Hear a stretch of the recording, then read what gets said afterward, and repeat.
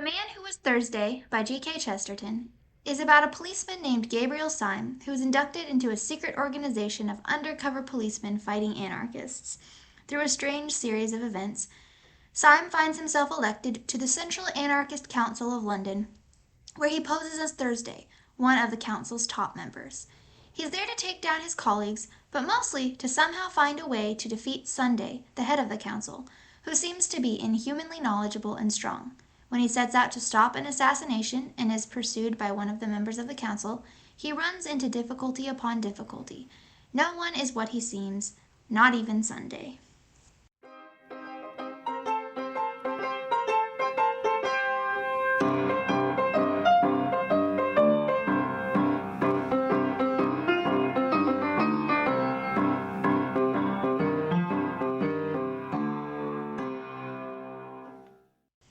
Welcome to the Two Retired Homeschoolers. I am co-host Holly Matthews, and this is Rebecca. Hi. So today's book, The Man Who Was Thursday, was suggested by one of our most loyal listeners. Thank you so much, Isaac. Also, if you're another one of our loyal listeners, just know that you can do the same by emailing us at thetworetiredhomeschoolers@gmail.com. And so that's a thing you could do. Take advantage of it, people. Anyway, now we are going to hear from Rebecca about G.K. Chesterton. Okay, just kidding, Chesterton. Okay, he was born in 1874 and he died in 1936. So he was pretty old when he died. He had a long, happy life. He went to art school instead of like regular college, and he drew cartoons for a while, but pretty soon he switched to a career in journalism. He's famous for writing novels. His most famous one is The Man Who Was Thursday. He also wrote short stories. He's most famous for the Father Brown detective stories.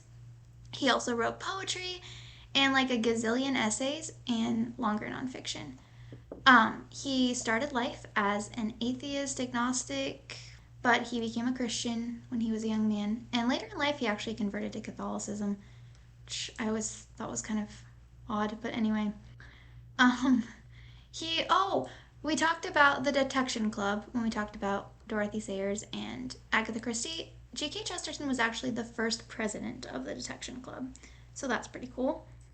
In his writing, he's known for paradox and witty quotes, and like he's all about like the common man, and he doesn't like materialism or determinism, and he's very anti-eugenics because he actually grew up in a time when eugenics were all the rage, and he really didn't like that. He actually wrote a book called Eugenics and Other Evils that's anti-eugenics. It's a really interesting book. He wrote it in the 1920s, and he was like, this used to be like the rage, and then I thought, maybe it's not anymore, but now it is again, apparently. And you read that book, and you're like, yeah, he kind of like saw the Nazis coming. Not completely, but kind of. It's very interesting. But anyway, he was like a great debater. He loved to debate. He was like very funny and witty and good at it.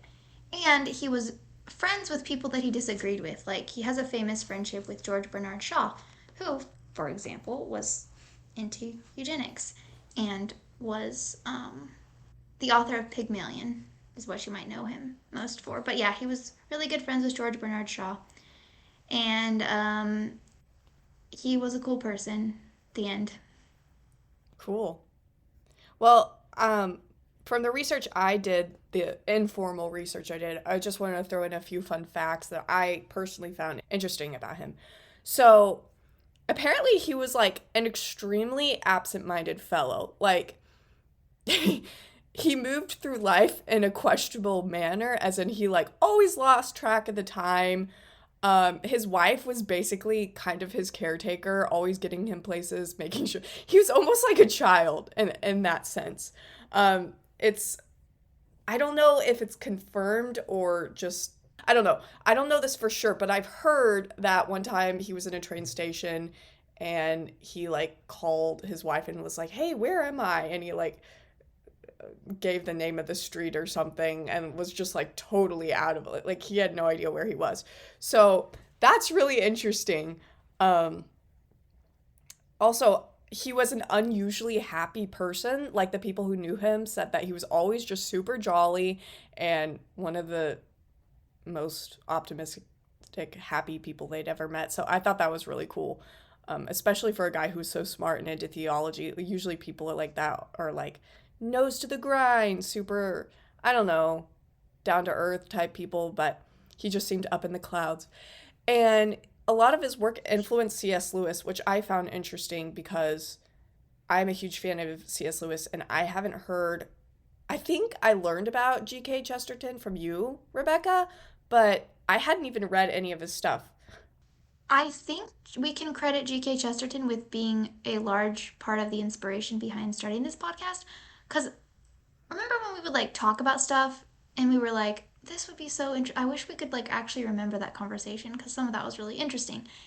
And one of the things I remember talking about is you were talking about Harry Potter and something, and I was saying, oh, that relates to this thing. I was reading Orthodoxy by G.K. Chesterton, and it was making me think of like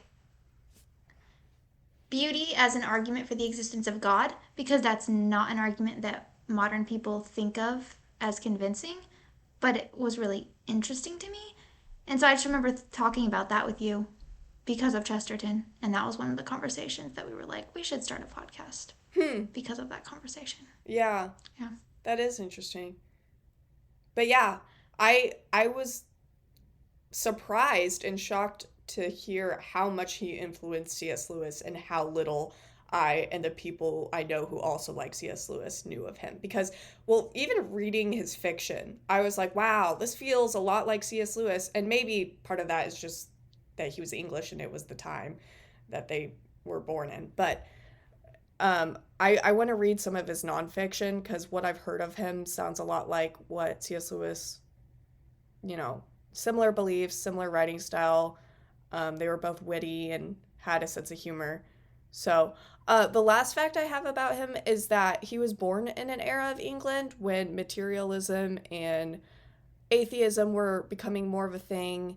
And there was this fad of spiritualism in the midst of it. Like, everyone was believing less and less in God. And at the same time, like, especially the kids were like really interested in like Ouija boards and like doing spiritual stuff. So it's weird when like people don't believe in it, but they still have fun with it. And he said after he became a Christian and got older and all that, he looked back on those days and he was like, yeah, that was not a good idea. And I'm pretty sure I was playing with like super dangerous stuff, which I think is interesting. So those are. C.S. Lewis or No, no, Chesterton that's that you're talking Chesterton. about? Because C.S. Lewis also had that experience, at Really? least according to Surprised by Joy. Yeah. Yeah. So I think that's so interesting. funny how those two things correlated. Like, society was moving away from God, and at the same time, they were like believing in all these God related things. And by God related, I mean anti God in the sense of good and evil. Yes. But still, like, Yeah. spiritualism has to do with God and Satan and all that stuff. I'm glad you added all those facts because I also think all of those are cool things about Chesterton, but I don't know how to say these intro research things. That's why you do them and not me. So, good job. Thank you, but you did. This is the reason why we are co-hosts on this podcast, because if I was trying to do this on my own, I would be like, hello, everyone. Today we're reviewing a book that one of my listeners suggested, and apparently he thinks I'm way smarter than I actually am because I have no good thoughts about this, and I'm really confused by it, actually. I've read it twice and same. Well, I don't know if I have no good thoughts, but I am still confused by it. I was actually talking about it with someone, a friend who read it recently, and it's like it you almost get it. I almost understand the ending, but I don't quite. I think it's partly that you're not supposed to, but at the same time I don't even quite enough to get it. But it's still like I don't know. I still like the book a lot actually. Yeah, I and don't know. We're probably not supposed to be talking about this yet. Whatever. well, and I was comforted to know, after I read G.K. Chesterton's review on his own book, the man who was Thursday, he was saying he doesn't really even understand it. He was pointing out like one or two things that he was like, okay, this means this. This actually, there's some worth in this thing that I said. But other than those two things, like this book is kind of a mystery to me. So you get out of it what you will. I felt like it was one of those books. And actually, this is a really appropriate book to lead into our next episode, which will be Till We Have Faces by C.S. Lewis, which is also a book of allegory. And of course, G.K. Chesterton influenced C.S. Lewis, and these books are both about allegory. And the reason we're doing Till We Have Faces is because I read it and was so frustrated by the fact that I couldn't get it. Like, my mind felt like it was right at that bridge of understanding things, and I couldn't quite hop over it. And I didn't know why I felt like that, because logic usually doesn't do that. It's like you're either there or you're not. So I wanted to give it another read with you, and we'll have a guest, my grandmother, who is much wiser than myself. So hopefully I can unlock that mystery. I was actually thinking that too. Like some of the stuff at the ending, I was like, oh my gosh, this reminds me of Till We Have Faces. There's like some overlap in thematic material. It's really interesting. Okay, why don't you start with first impressions? Okay, I guess it's been long enough since I read it the first time that basically my experience reading it the first time was also my experience reading it the second time. So any of these first impressions that I say are all just going to be like, yeah, this is how I felt reading the book both times, just so you know. Okay. Um, First impressions. I wrote a list of stuff. Okay. And first impression number 1. This book is weird. First impression number 2. Um, the twists weirdly got me. So like okay, there's going to be spoilers in this episode. Like, I don't think we'll completely spoil absolutely everything that happens, but as usual with fiction on this podcast, there will be spoilers. Fair warning. So, there's twists. Okay, the first twist that happens is Syme has just got back from like the meeting of the anarchist council where they've like figured out that they're going to assassinate this guy with a bomb. And he's walking away through London and he notices one of the other members of the council following him. He's like, that's weird. So he starts running and dodging, and the guy just runs after him. And he's also like old and paralytic looking, so it's super creepy that he's keeping up with Syme somehow. But anyway, he eventually like gives up and talks to the guy, and turns out that guy is also a secret policeman fighting anarchy and got on the council under false pretenses. Okay, so that's the first twist. Then they're gonna go to France and try and stop the bomb from getting thrown or whatever. And more twists happen. And at some point you're like, okay, I see where this is going. Like, okay, this one's gonna be also a secret policeman or whatever. But then when they're in France, they're running away and it's like, oh no, like they're getting chased by the mob on the train. And then they get helped by this person and this person. But it's like, wait, did that person betray them? Wait, did that person betray? Wait, how could this person have betrayed them? That doesn't make any sense. So, like, the twists just kind of kept coming in a way that I was continually surprised by them, which I thought was pretty fun. And that poor colonel, the poor colonel, he's like, oh no, these guys are like the last hope of civilization. I gotta help them. And then he's like, wait, no? These guys are like the bad people and I've been helping them and now I gotta stop them? Wait, no? None of this was real. I'm so confused. Like that poor colonel. He tried. He tried. Um, Good first impression. I really like the character of Syme. So I read actually a lot of Chesterton's books, and well, a lot is a relative term, but like a lot compared to most people, because most people have read like one or none. Um, and sometimes I really enjoy his books. Sometimes his characters are a little bit they seem to me more like an idea than a person, especially the main Mm-hmm. characters. But Gabriel Syme, even though he is an idea, he's like Chesterton's ideal poet sort of man, I guess. He does feel quite like real and lovable to me. Like I really enjoy him.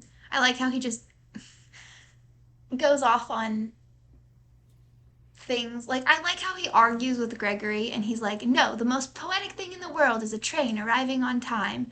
And he just argues about it cuz he's like so passionate about it.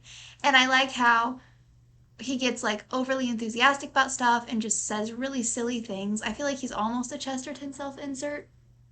And like when he's like he has to figure out how to stop the Marcus. He like writes out like 43 questions and answers, and he's gonna say this. The Marcus is gonna say this. He's gonna make this witty retort. The Marcus is gonna say like 43 things in a row, all leading up to him challenging him to a duel.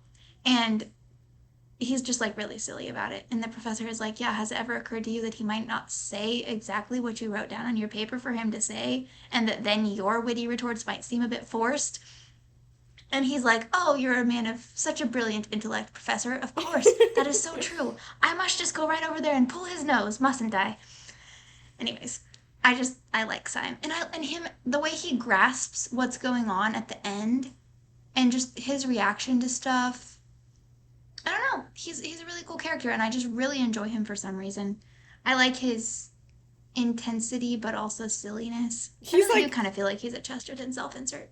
so over the top. It's ridiculous how over the top he can be because he's such like a reasonable fellow and usually the voice of sense in a crowd. Yeah, exactly. It's a fun combination.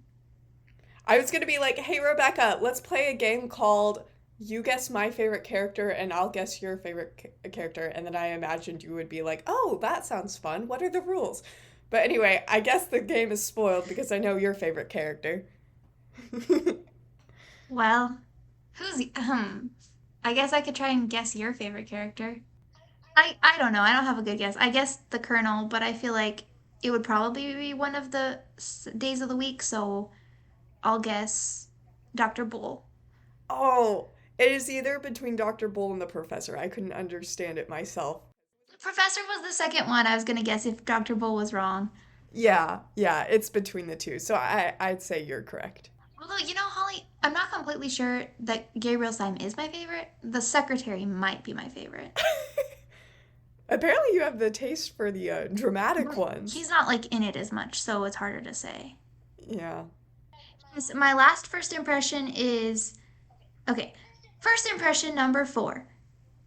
The ending is so weird and satisfying, but also unsatisfying because I don't really know what's going on, but I almost feel like I do.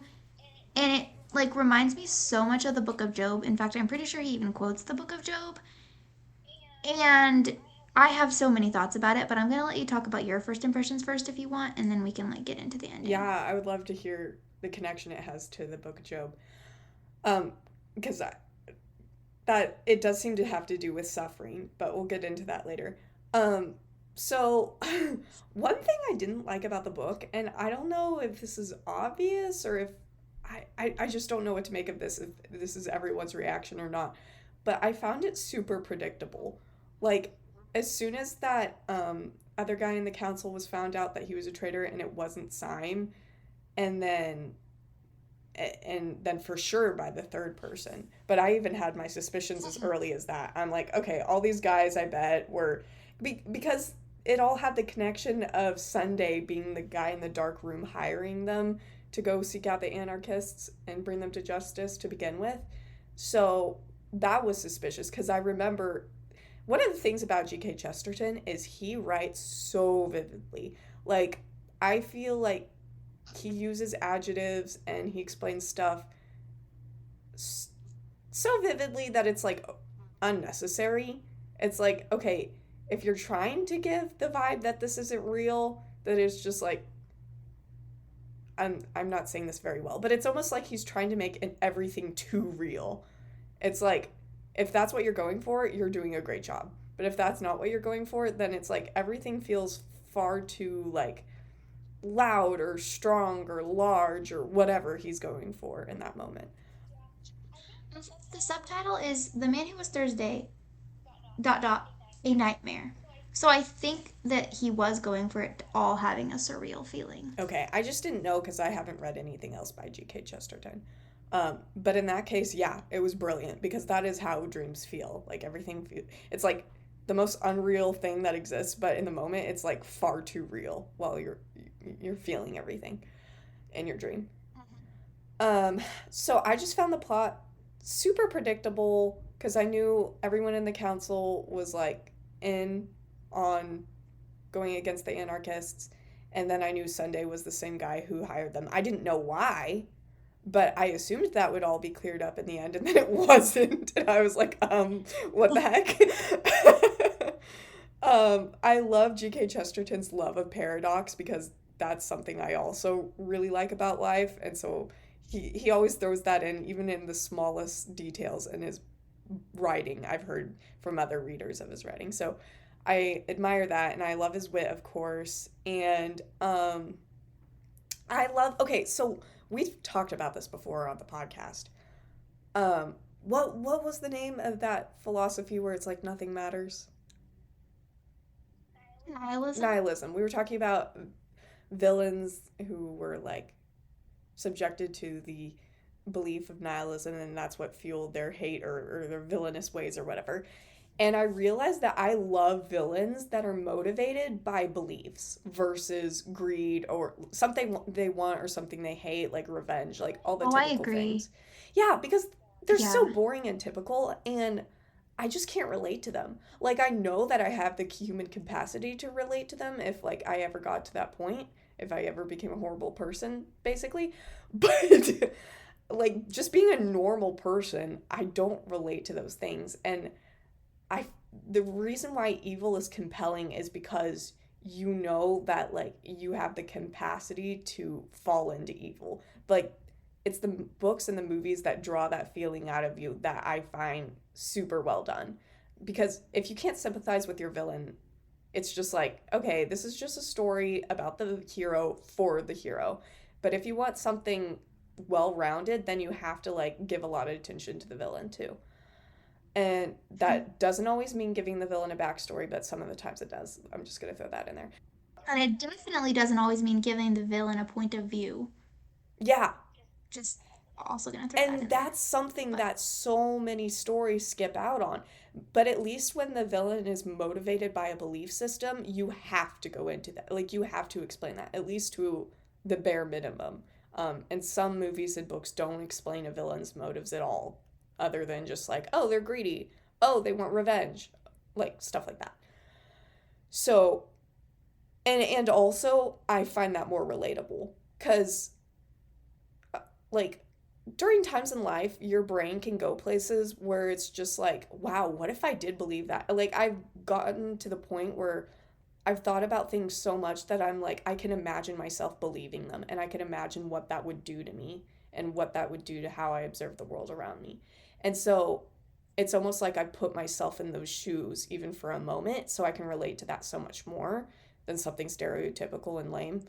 Um, so yeah, plus, I think that just it doesn't even have to be bad beliefs. I think that we are motivated in our day-to-day actions by our beliefs. Like I can look at my life and be like, I make decisions and do things based on what I believe. It's not all like, oh, I feel like this.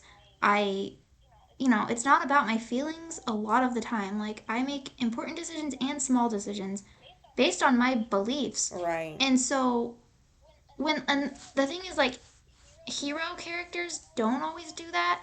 And so, when they do, it's like, oh, thank you. I actually relate to this character. And so, therefore, when villains also do that, even though their beliefs are like bad beliefs that you shouldn't be living by, it's like, yeah, no, I get this. I get where he's coming from. And it just makes the villain so much more interesting than just someone who's like propelled by greed. Because I am not propelled by any feeling entirely like that. So Hmm. it's not relatable. But being propelled by a belief system, that is relatable. Yeah. I love that. Like making one motivation your whole personality for a character, that's just cheap writing. I think so. Yeah. So the book was I wasn't bored by it. Um I didn't see a ton of meaning in it, but because of all the little interesting subplots and the interesting characters and the wit in it, I found it a fun read. It's fairly short.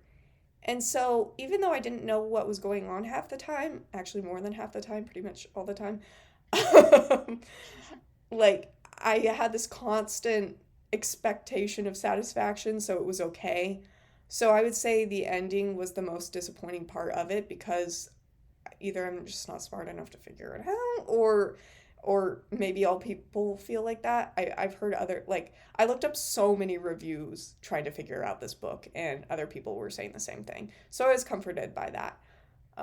But also, it kind of took a turn during the last, I don't know, 5 chapters where it really did start feeling like a dream. Just like crazy stuff happens, all these things happen that don't make sense. Also, I think the most random thing of all, which Chesterton did not like talk about at all afterwards or try to explain even one bit, is when they were all chasing Sunday while he was running away, and then he started throwing crumpled up pieces of paper at them with like complete nonsense written on them. And it's like, what the heck was that about? Like, he did not explain that one bit. I know. It truly didn't.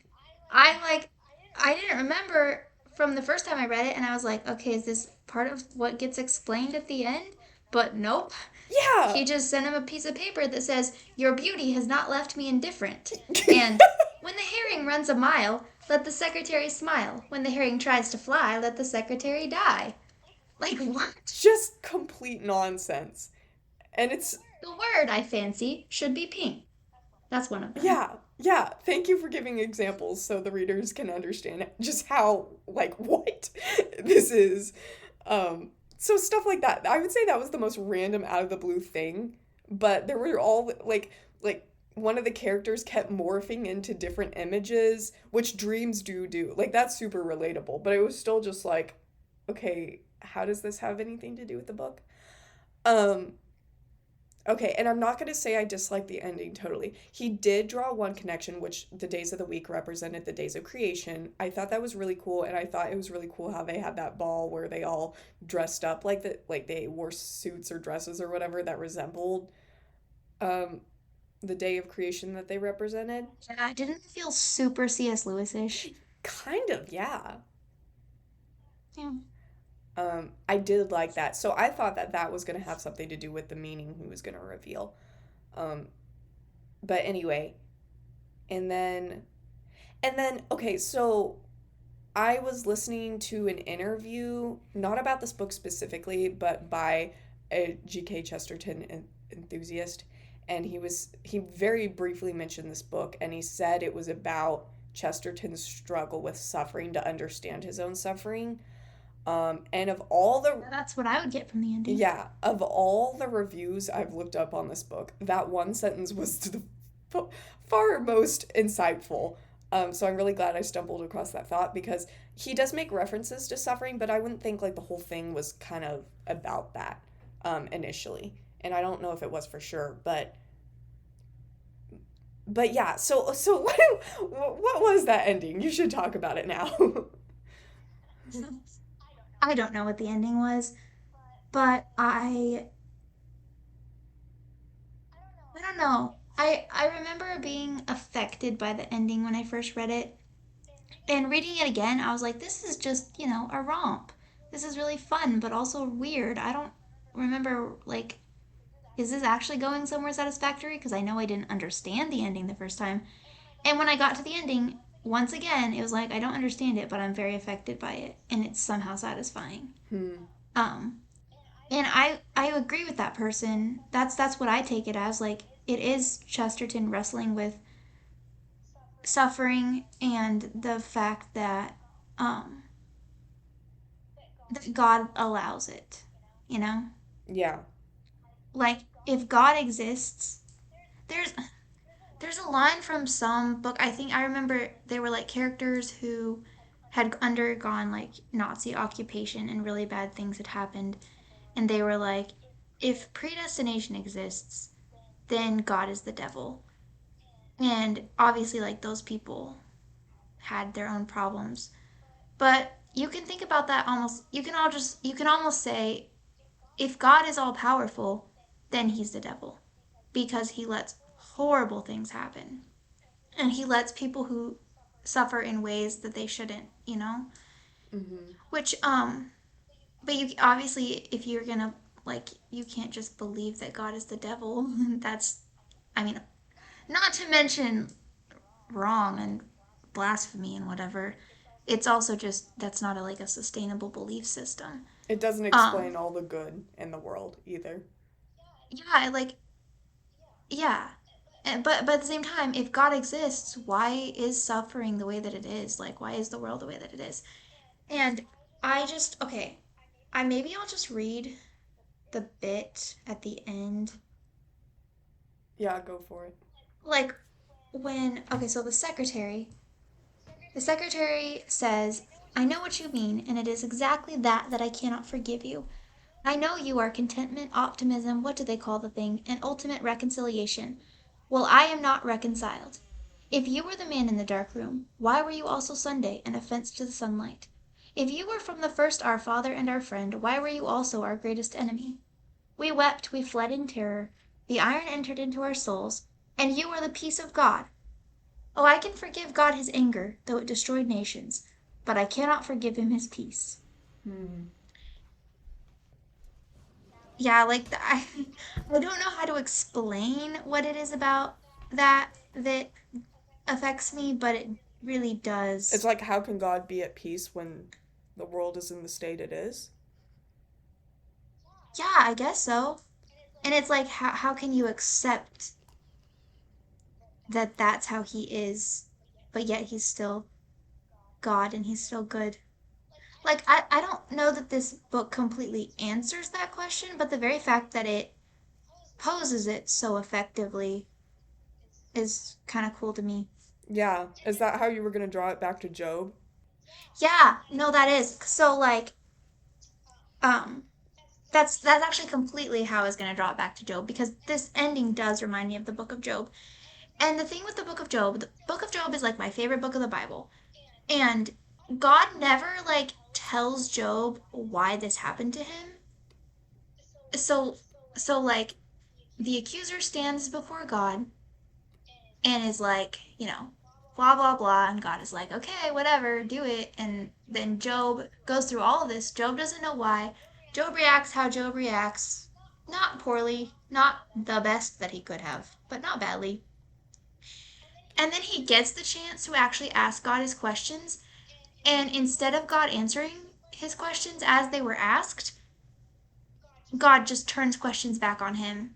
And he's like, were you there when I laid the foundations of the earth? Were you Hmm. there when the morning stars sang for joy? Do you make lightning come out? Do you make the rain fall on the earth? Do you feed all the animals? Were you there when I set limits on the ocean?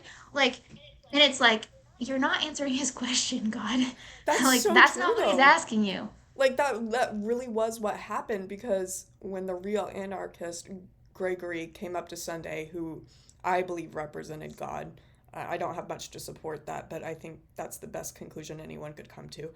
Um, I, Or at least the peace of God, yeah. or, yeah, it's a mystery. But anyway, when he comes to him and poses this question, like, I believe you should be obliterated because the authority is bad, but really I'm just mad that they're suffering, basically, I guess.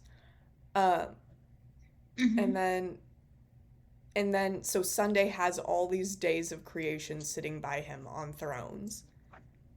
And they're the ones answering. Sunday's not answering, the days of creation are answering, which is super interesting. I'm sorry, I didn't mean to No, interrupt you. no, Keep no, going. not at all. But that was a really brilliant observation. I did not think about that. But yeah, it really is like Job. And actually, Job has always been a mystery to me too, and I've always felt it had an well, it had a more satisfying ending than this book because, Job got all his stuff back. There was actually a happy ending. But yeah, that is a really good point. Wow, you're so smart, Rebecca. Oh, whatever. I just I like the book of Job, kind of how I like the book of Ecclesiastes. They're different, but they're parts of the Bible that the Bible would just completely be incomplete without because they address mysteries, and they don't address them by giving you this is the exact logical answer that will solve it all for you and make it fit nicely into your mind. Hmm. They address it. It's like Till We Have Faces, which I know we're not going to talk about till next week, but or next 3 weeks, whatever. It's so Till We Have Faces ish. Yeah. just everything about Job and this and like, Because Till We Have Faces is also about suffering. Like, that is what it is about. yeah, it is. That's so weird! Sorry, go ahead. Yeah. No, no, I guess, yeah, we'll talk about that later, I guess. But I think it's interesting the answer Syme sort of gives to Gregory the accuser. He says, like, oh, whatever, I'll just read the whole quote. Syme sprang to his feet, shaking from head to foot. I see everything, he cried, everything that there is. Why does each thing on the earth war against each other thing? Why does each small thing in the world have to fight against the world itself? Why does a fly have to fight the whole universe? Why does a dandelion have to fight the whole universe? For the same reason that I had to be alone in the dreadful council of the days, so that each thing that obeys law may have the glory and isolation of the anarchist, so that each man fighting for order may be as brave and good a man as the dynamiter, so that the real lie of Satan may be flung back in the face of this blasphemer, so that by tears and torture we may earn the right to say to this man, you lie. No agonies can be too great to buy the right to say to this accuser, we also have suffered. Yeah, I didn't And get that. I wanted more time to analyze it and try to figure it out, but I just did not understand that.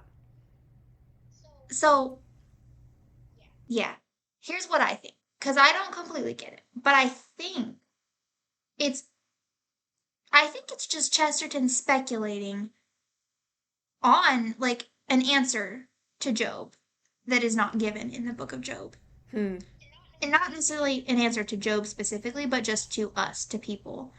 Um it reminds me, I guess, of the fact that like I think there's a verse, I don't know if it's Hebrews or what book of the New Testament, but it's like, for we have not an high priest who has not um in like gone through everything that we have. He's been tempted the way we have, he's suffered the way we have, he understands. So we can't say to God, like, oh, you don't understand. We can't say that Mm-hmm. because he does. And I and I feel like Chesterton is kind of applying that to everyone. And I can't explain it, and I don't know if that's what it is, but it kind of makes sense to me, and it's really interesting. And then it leads into the part where Syme asks, like, he's sort of like realizing it something or whatever, and he asks Sunday, have you ever suffered? And just the way that goes, it's just like that kind of goes. He doesn't quote Hebrews, but that's basically, I feel like, the concept of the last paragraph Yeah. of that scene where he's like, we do have, God has suffered as we have suffered. And it's just, yep, I can't put this into words, but it affects me. So I feel like I kind of get the book, even though I don't logically get the book, I like emotionally get the book. Yeah, that's a good way to put it. And it offers hope that, like, if God knows exactly what we're going through, and even worse, like, I think Jesus went through way more than I will ever go through in my life. Um, and he can have peace, like, there's still that place of Sunday, the Sabbath in our lives. Like, that's a hope to us that we can have peace in our suffering too. For real. For real. Yeah. Yeah. I guess, like you were saying, there's more emotional elements you can draw from it and get out of it. Yeah. Well, I feel like those are the emotional elements that I get out of it. I feel like I get them more so than I'm able to explain why I get them. Yeah. But yeah, I don't know that I like know exactly what the book is saying or even if I would agree with it, but it reminds me of Job and Hebrews and is kind of a new way of looking at it, and I guess that's why I like the book. It just makes me think, but it also maybe maybe it just feels profound and it isn't. Maybe it's just nonsense. I don't know. Yeah. Interesting. Have you ever felt that Job, like, as unsatisfying as it can be at face value, there's some comfort in knowing that, like, God doesn't try to explain away our pain in a way. Like, yeah, there's the obvious answer of why there's pain because of sin, but, like, God didn't just solve the issue for Job in his mind. like he kind of kept it open-ended Yeah. in an odd sort of way, in a way that felt very real, by the way, because whenever anyone tries to explain these like huge concepts that are like that involve so much more than logic and reasoning, um, and they explain it in a way that really makes sense to them, like maybe they've gone through stuff in their life and they've arrived at this epiphany of theirs. Sometimes when you put stuff into words like that, it just doesn't appeal to people in the same way it does to yourself, because maybe the phrasing, or they're just not in their phase of life where they can like grasp its full meaning like you can. Like words fall short in that capacity. And I appreciate that God, like through the book of Job, wasn't just trying to like put it all, like tie it all up in a neat bow and like, and here is the explanation, and this is all why, and this is like, and now you know just everything Yeah. surrounding the concept of suffering. It's just like, it's almost like a comfort in that God isn't trying to explain it away, if that makes sense.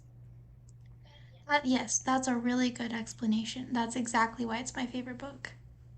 Yeah, thanks. But I also like it just because it feels so real. It's not like, Yeah. yeah.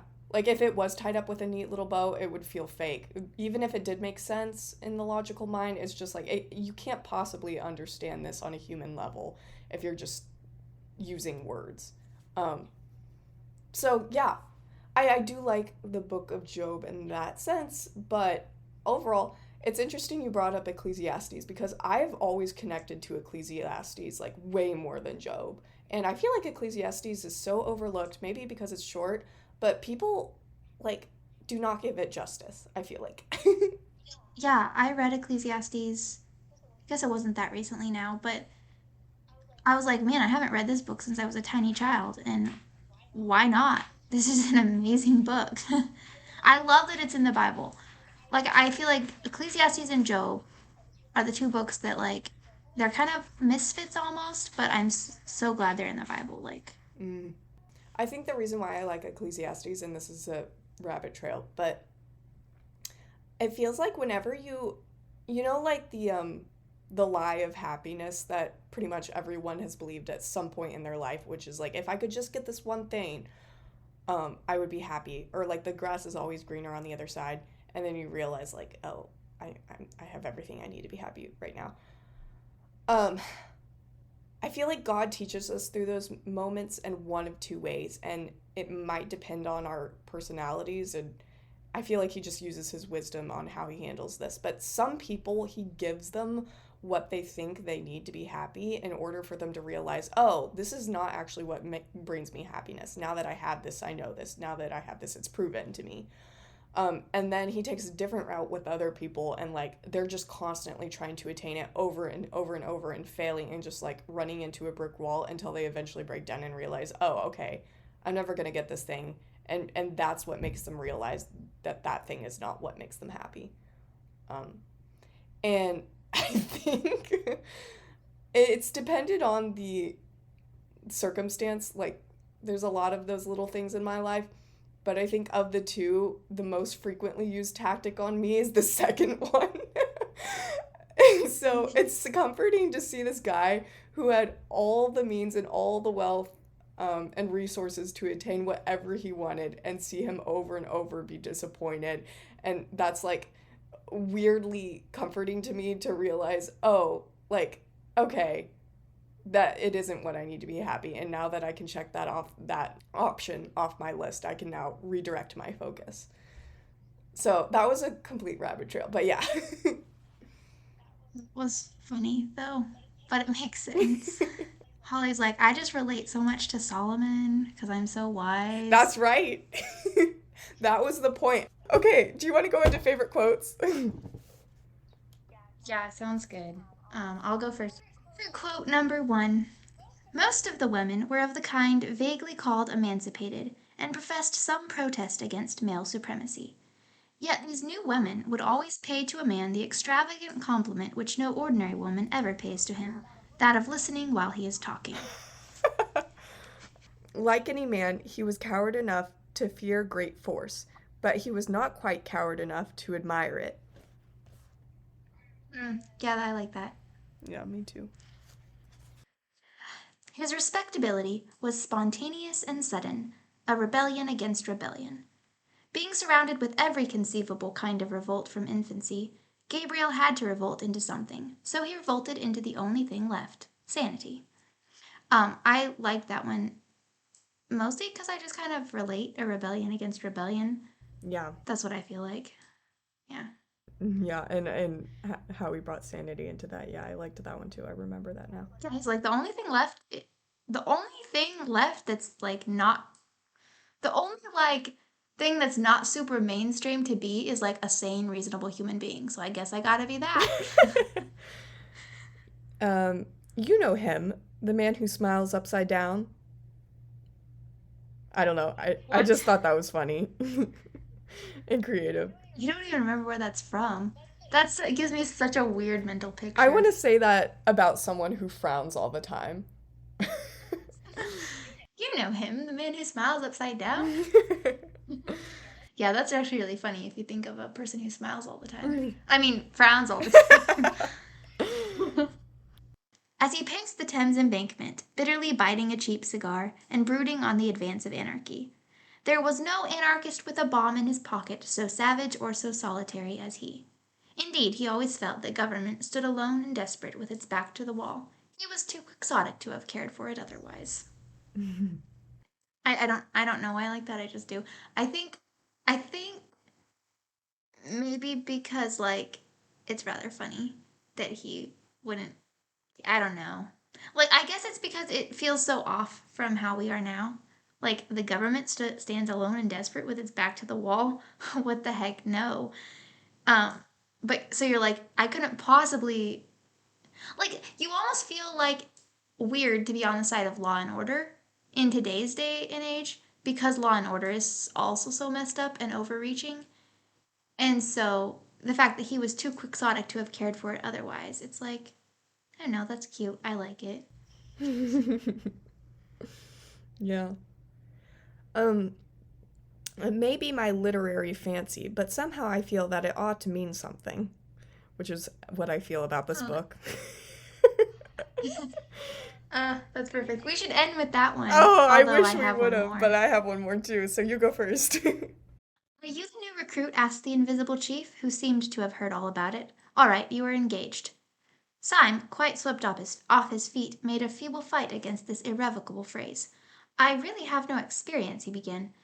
No one has any experience, said the other, of the Battle of Armageddon. But I am really unfit. You are willing, that is enough, said the unknown. Well, really, said Syme, I don't know any profession of which mere willingness is the final test. I do, said the other. Martyrs. I am condemning you to death. Good day. Yeah, I really liked that too. And actually, now that you read that out loud, I'm thinking of like I'm thinking of that in terms of becoming a Christian. Well, that just made me think. I think Chesterton became a Christian right around the time he was writing this book. Like, I think the two events were pretty Well, and didn't he say close. something about dreaming it up 20 years earlier and then writing it? Maybe. Can't remember. Okay, but you have to also just enjoy the fact that he's like, I'm condemning you to death. Good day. Yeah. Okay, this quote is about how much I admire Chesterton's use of prose. So, the sun on the grass was dry and hot, so in plunging into the wood, they had a cool shock of shadow, as of divers who plunge into a dim pool. The inside of the wood was full of shattered sunlight and shaken shadows. Yeah. The way he repeats shadow is actually really brilliant. Yeah, Like, it's not like, oh, he just couldn't think of another word and so it's clunky. No, like, that gives you the picture. yeah. And in the next I love that part. And in the next sentence, he uses the adjective shuddering and dizziness. So I just love how he throws so many of those words in, like, in the same sentences or in quick succession. That's a reoccurring thing of his. Oh, and speaking of quotes, there's this one quote from C.S. Lewis um, about this book. He said, "A powerful picture of the loneliness and bewilderment which each of us encounters in a single-handed struggle with the universe." So yeah, that was a summary of what we were saying. So, do you appreciate this book slightly more now that we've talked about it, or are you still just like, it's confusing? Yeah, no, I do, especially when you drew it back to Job. I think that really endeared it to me. Well, good. That makes me happy. I'm gonna do this. We never do this, but I'm gonna be that annoying. I guess a YouTuber because we do put our podcast on YouTube. That is so weird to call myself a YouTuber because I'm really not. But please give this video a like and a comment if you feel the whim. And even click that little subscribe button. I'm talking to all you YouTubers. It's different for you who are on Spotify, but I trust that you know that platform enough by now to handle it. And if you're on Apple Podcasts, then you're just a lost case. So I'm not even addressing those. I listen to my podcast on Apple Podcasts, I Holly. don't. But I always knew you were the lost case between us. So Yeah. And that's not wrong.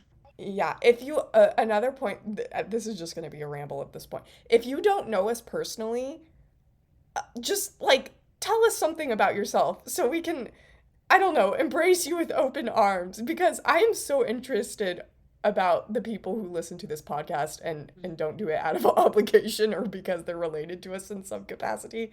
Like, who are the type of people who just listen to two random homeschoolers talk about books for a long, long time?